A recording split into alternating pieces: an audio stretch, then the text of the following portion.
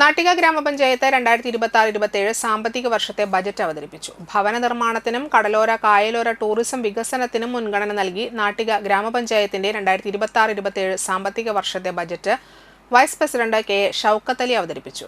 President P Vinu ആമുഖ പ്രഭാഷണം നടത്തി.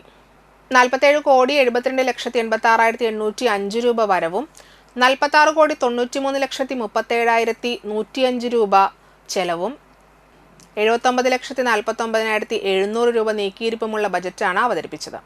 വിദ്യാഭ്യാസത്തിനും റോഡ് നിർമ്മാണം, ആരോഗ്യം തുടങ്ങിയ മേഖലയിലേക്കും പ്രാധാന്യം നൽകിയിട്ടുണ്ട്. സ്റ്റാൻഡിംഗ് കമ്മിറ്റി ചെയർപേഴ്സൺമാരായ സുബില പ്രസാദ്, PM സിദ്ദീഖ്, മെമ്പർമാരായ TC ഉണ്ണികൃഷ്ണൻ, സജിനി ഉണ്ണിയാരമ്പുരയ്ക്കൽ, രജനി ബാബു, സെക്രട്ടറി ഹേമചന്ദ്രൻ എന്നിവർ സംസാരിച്ചു.